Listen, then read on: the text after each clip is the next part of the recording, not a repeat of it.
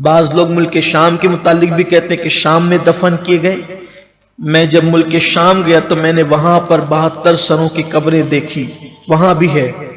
بعض لوگ کہتے ہیں کربلا میں دفن ہوئے، بعض کہتے ہیں کہ وہ سر مدینہ منورہ میں لے جا کر سیدہ فاطمۃ الزہرا کے قدموں میں دفن کیے گئے، جہاں پر امام حسن پاک کا مزار ہے اور سیدہ پاک کا مزار۔ اس وقت تک یہ دو ہی مزار تھے، اور آج کی تاریخ میں وہیں پر امام زین العابدین کا مزار ہے، امام محمد باقر کا مزار ہے، حضرت امام جعفر صادق کا مزار ہے۔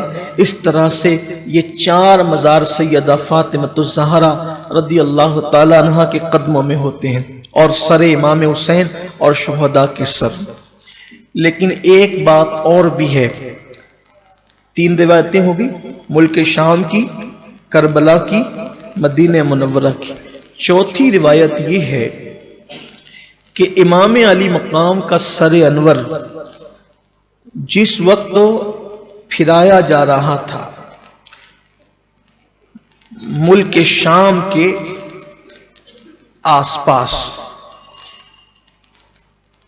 تو پھر وہ سر بعد میں یزید نے اپنے خزانے میں رکھ لیا۔ اس سر کے متعلق یہ ہے کہ اس نے اپنے خزانے میں رکھ لیا، اس کو دفن ہونے نہیں دیا۔ اس کی تمنا یہ تھی کہ وہ سر مبارک کو جب کئی دن گزریں گے اور تو جیسے اور لوگوں کے جسم سے بدبو آتی ہے، وہ سڑتا ہے، تو اس طریقے کے کچھ حالات اس سر پر بھی پیش آئیں گے۔ لیکن ایسا نہیں ہوا، بلکہ جیسے جیسے دن گزرتے گئے اس سر مبارک کا خون بھی تازہ رہا اور اس سے مشک کی خوشبو آتی تھی۔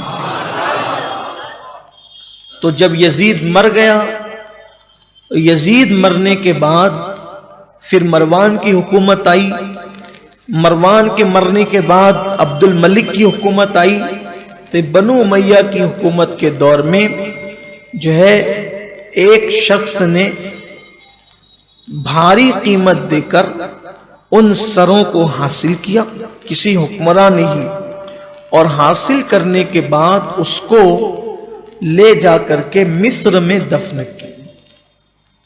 وہ والی مصر تھا، مصر نے دفن کیا۔ بعض لوگ کہتے ہیں کہ ملک شام میں دفن ہو گئے تھے، لیکن جب مصر پر فاطمیوں کی حکومت آئی، یہ جو اہل بیت کے ماننے کے دعوے دار تھے، تو انہوں نے وہ سروں کو وہاں سے نکالا اور پھر وہ مصر لے کر کے گئے، اور جب مصر لے کر کے گئے تو وہاں پر انہوں نے دفن کیا۔ اسی لیے مصر کے کچھ مزارات ہیں، وہاں پر امام علی مقام کا سر مبارک ہے۔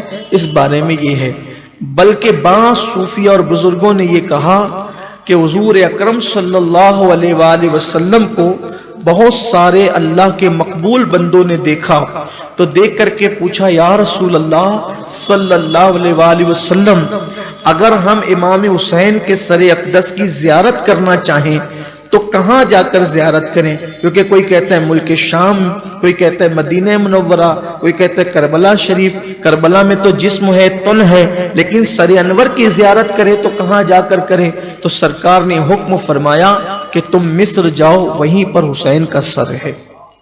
تو وہ صوفیہ اور بزرگوں نے وہاں جا کر امام علی مقام کے سر اقدس کی زیارت کی، یعنی کہ بعض اہل کشف اور صوفیہ نے اس طرف زیادہ زور دیا ہے، واللہ تعالی عالم۔ پھر اس کے بعد اس سر انور کو بھی میں تاریخی روایت پڑھ رہا ہوں، وہاں جنت البقیع میں دفن کرنے کے بعد پھر جو ہے وہ حضرات اپنے اپنے گھروں کو